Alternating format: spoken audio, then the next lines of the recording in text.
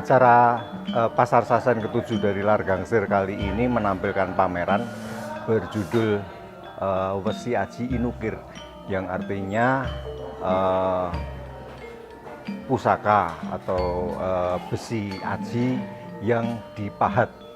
Ya, pahatan itu bisa berupa ornamen, hiasan, bisa juga berupa relief, bahkan ada juga yang berupa semacam arca ya, yang melengkapi bentuk keris itu secara keseluruhan. Saya kira ini menarik karena belum banyak dilakukan kajian terhadap fenomena ini. Jadi pahatan pada bilah keris itu tentunya punya berbagai fungsi, mulai dari fungsi dekoratif untuk memperindah, kemudian ada juga fungsi-fungsi simbolik, tentu melambangkan harapan-harapan atau apapun dari empunya. Kemudian ada juga fungsi sebagai penanda dari kurun waktu tertentu.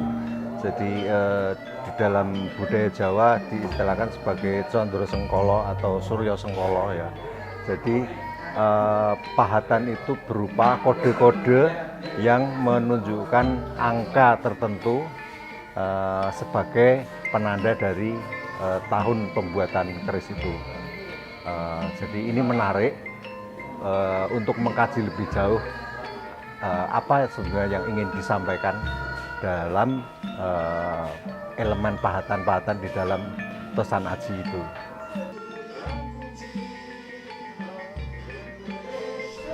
Sumur Bandung sisi sirah tlaga moncar sinebetaken malih loro saking kidul sinebet katulak Bali mengidul malih. Ya, kali ini kami Komunitas Largangsir mengadakan pameran tosan aji berjudul Wesi Aji Inukir. Jadi memamerkan tosan aji yang ada bentuk-bentuk patung, kemudian ornamen yang tekniknya diukir. Kemudian memang di ornamen yang dipakai di keris ini teknisnya kemudian dipahat. Jadi ada beberapa, mungkin nanti bisa lihat contohnya. Jadi bukan cor tapi dipahat begitu. Jadi makanya kemudian diberi judul Inukir. Kira-kira bahasa Indonesianya teknis itu. Ya kalau kita lihat yang pameran ini, sebetulnya itu teknis memahat itu sebetulnya teknis yang teknis lama.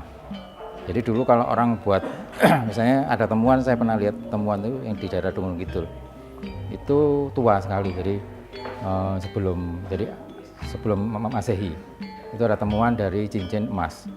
Jadi dia buat bentuknya itu, kalau misalnya bentuk pilin-pilin itu bukan dari kawat yang kemudian dipilin kemudian dipatri, tetapi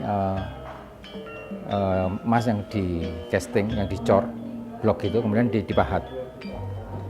Jadi seperti membuat patung itu teknis yang lebih kuno, tapi mereka belum bisa mematri dan sebagainya. Dan kalau lihat itu mereka juga kemudian ada sejarah kan yang kayak perunggu daerah itu kan itu udah ada casting. Dan kalau kita lihat yang di pameran ini memang ada dua, ada keris yang untuk putus sajen, itu lebih sederhana karena kebutuhannya, misalnya ada sterilisasi naga segala. Ini kan putut itu naga sebenarnya, disterilisasi, disederhanakan. Jadi mereka nggak buat yang seperti naga yang kita lihat yang ukiran itu, tapi ini sederhana karena kebutuhannya untuk untuk upacara begitu. Jadi kalau lihat memang bisa dilihat dari bentuknya, bentuk dan susunan besinya. Itu ada yang sederhana, ada yang itu menunjukkan fungsi dari. Jadi kalau yang kelasnya lebih lebih rumit. kemudian diberi emas itu pertama. Itu yang lebih ke emas itu ada yang kinata itu yang lebih tebal, itu yang di emasnya tebal kemudian dipahat gitu, atau telasa itu sudah ada pahatannya kemudian ditempel emas, itu lebih murah secara, jadi kualitasnya ada perbedaan. Kalau di sini kita bisa lihat macam-macam. Terus kemudian ya juga misalnya ada naga yang kalau dibilang primitif karena lebih sederhana. Jadi kemampuan membentuknya tidak terlalu rumit. Jadi di situ teknis itu kemudian. Kalau ini kan ada contohnya yang cor. Ya, cor itu kayak casting kalau di bahasa Inggris. Yang ini. Ini bentuknya bikin cor. Jadi mereka bikin model misalnya dari lilin gitu. Kemudian dibikin cetakan pakai tanah liat dan gerabah itu. Kemudian dibakar dan dicor. Tapi kalau yang tosan aji yang kalau kita yang tahu keris itu kan besi yang kemudian dilipat gitu, kemudian teknisnya dipahat.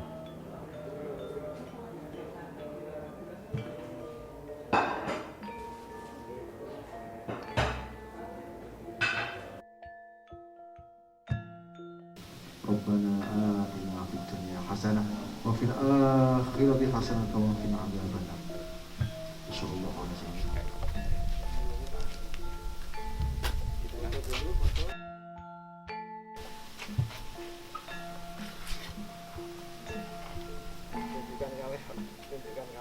Kamera.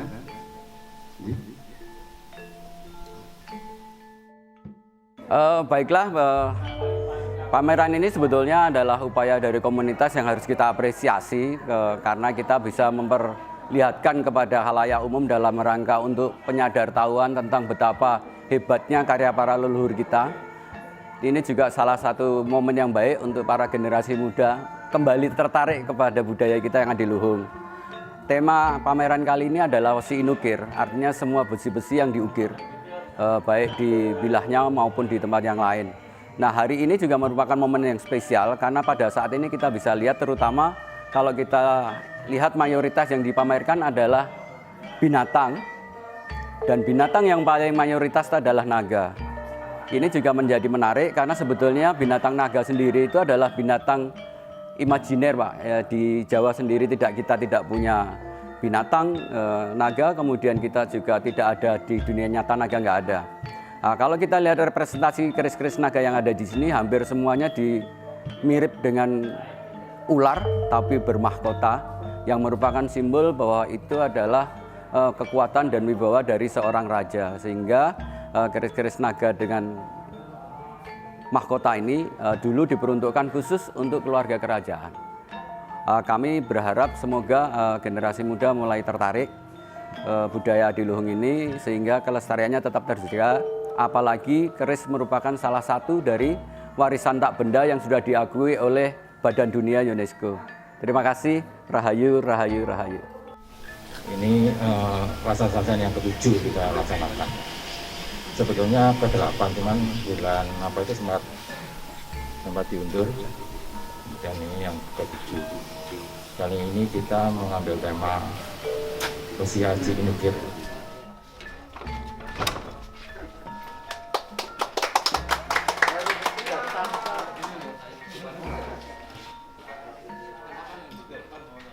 Selamat siang, para pandemen tosan aji dimanapun berada.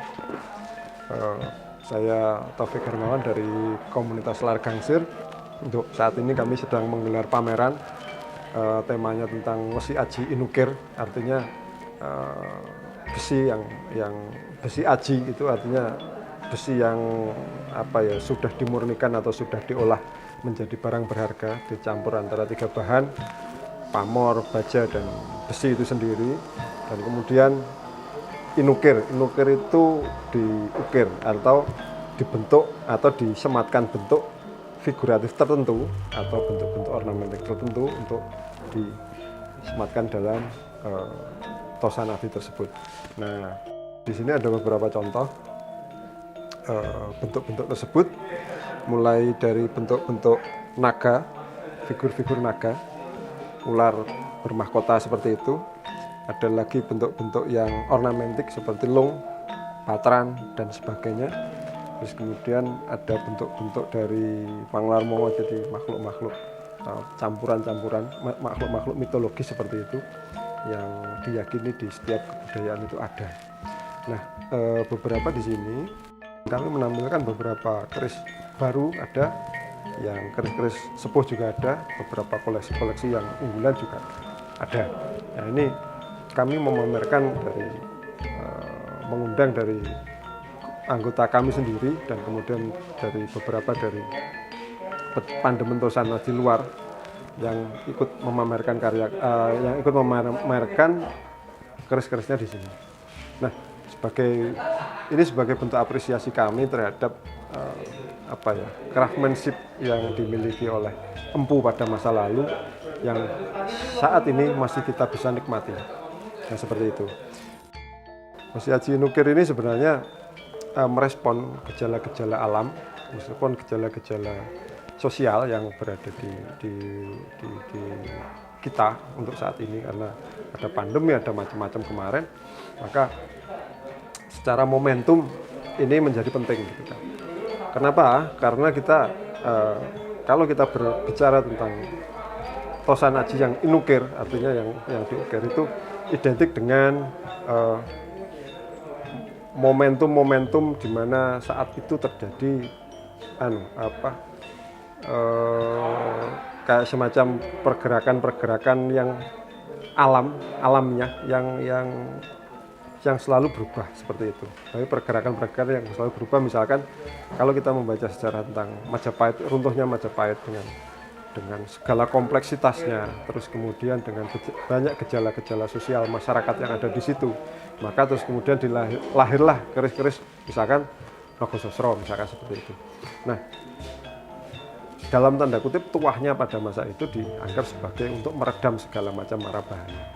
Nah, momentum itu sebenarnya adalah bisa kita baca sebagai keris yang inukir atau Wesi Aji Inukir itu sebagai momentum berlangsungnya sebuah masa seperti itu. Nah, kebetulan juga pada saat ini kita di era pandemi seperti ini, dan kemudian ini berada di ujung Windu Sengoro yang windu yang lalu masuk kepada Windu Sancoyo. Ini ada pergantian momen seperti itu. Nah, diharapkan dengan adanya seperti ini kita berdoa bersama lewat pameran ini bisa dengan harapan bahwa ke depan, ke era windu mendatang ini bisa lebih baik daripada windu-windu yang kemarin, seperti itu. Jadi saya kira keris yang inukir ini keluarnya memang dengan momentum-momentum tertentu, seperti itu. Jadi kalau di Majapahit ada, dan Nogososro ini contoh yang paling konkret. Kemudian kalau kita mengamati bentuk-bentuk yang lain, misalkan ada bentuk putut pada masa itu, terus kemudian ada bentuk-bentuk manusia Dewi Sri macam-macam, itu juga merupakan menandai, bisa dibaca sebagai penanda dari momentum-momentum yang harusnya itu harus selaras dengan alam, seperti itu. Jadi momentum-momentum itu harus diselaraskan dengan alam dengan adanya bentuk-bentuk figuratif tersebut. Maka tidak heran pada masa dulu orang-orang yang misalkan dia memiliki sawah dan kemudian sawahnya terkena hama macam-macam seperti itu, maka dia dibuatkan keris-keris sajen yang berbentuk, misalkan ada tangkainya berbentuk figur manusia seperti itu. Nah, ini sebagai upaya, dalam tanda kutip, di satu sisi ada upaya tolak balak di situ. Ini hal yang menurut saya penting untuk dimunculkan seperti itu. Jadi inukir ini tidak hanya serta-merta untuk keindahan saja, tetapi ini ada momentum, ada harapan yang nantinya akan muncul di sini. Sehingga dengan munculnya rerenggan seperti ini. Ini kan termasuk hiasan ya, rerenggan. Rerenggan ini menurut kami sebagai apa ya, memperindah kan seperti itu.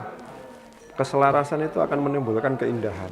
Lah, nantinya tujuan setiap manusia Jawa pada saat ini kan sebenarnya sejak dulu sampai hingga kini adalah angrenggani jagat atau memayu hayuning bawana atau memperindah, mempercantik dunia. Nah, saya kira konsep-konsepsi memperindah, mempercantik, menyelaraskan dunia inilah yang kita tangkap dan kita rekam dalam pameran kali ini dengan menampilkan bentuk-bentuk keris yang direnggo, baik itu dengan emas ataupun dengan ukir-ukiran. Ya, kita bisa amati di sini misalkan ada bentuk-bentuk mitologis seperti itu. Ini adalah Nagaliman. Nagaliman itu khas yang kita bisa temui di Keraton Kasepuhan Cirebon. Itu adalah bentuk naga yang berkepala gajah, memiliki sayap dan kemudian memegang semacam vajra itu bajra ya kalau orang Jawa bilang. Nah ini sebenarnya adalah hewan mitologis yang melambangkan sebuah penguasaan wilayah. Penguasaan wilayah itu tidak hanya secara fisik ya, tapi penguasaan alam alamiah mulai kalau di Jawa itu ada alam triloko ya. Jadi tiga dunia itu dikuasai seperti itu. Biasanya keris-keris seperti ini dimunculkan untuk memang regalia raja. Artinya lambang-lambang kekuasaan raja dimunculkan dengan seperti ini. Ada lagi yang misalkan naga ini memang makhluk kalau di Jawa kita sering sekali mendengar tentang kisah-kisah atau dongeng-dongeng mitologis tentang naga, tentang Baru Klinting misalkan seperti itu. Sejak misalkan terus kemudian ada bahwa di tanah Jawa ini disanggah oleh seekor naga seperti itu. Artinya naga ini dia adalah makhluk bawah. Makanya di pewayangan dia dikenal ada istilah Sabto Pratolo, itu kahyangannya para naga dan kemudian dia fungsinya adalah menjaga bumi, menyangga bumi. Lah, menyangga bumi itu artinya apa? Artinya dia memiliki melambangkan sifat-sifat seseorang pemangku adat, misalkan raja dalam hal ini, itu juga harus memiliki sifat-sifat yang membumi seperti itu. Jadi harus memiliki karakteristik seperti naga. Seperti itu. Naga itu ya dia menyeramkan, sekaligus dia bisa melakukan peleburan, sekaligus dia juga melakukan pembangunan seperti itu. Nah, biasanya naga-naga seperti ini dia dilambangkan sebagai jembatan, atau kalau ya sering di istilah-istilah di simbolik itu namanya aksis mundi. Aksis mundi itu jembatan antara dunia atas dan dunia bawah. Nah, ini muncul dalam konsepsi-konsepsi naga seperti ini. Terus kemudian ada misalkan ornamen-ornamen seperti ini. Jadi ini long patran. Ini biasanya di keris seperti ini atau ornamentik seperti ini diberikan atau dimunculkan ketika seseorang yang memiliki keris ini berjasa pada raja atau dia memiliki pangkat tertentu di sebuah kerajaan. Nah, ini dilambangkan dengan berapa banyak yang dikinatah seperti ini. Ini namanya dikinatah. Seperti itu. Jadi menunjukkan bahwa dia memiliki katakanlah memiliki pangkat tertentu atau memiliki fungsi tertentu di sebuah kerajaan. Nah, ini adalah lambang-lambang yang bisa kita tangkap dari bentuk-bentuk rerenggan seperti ini.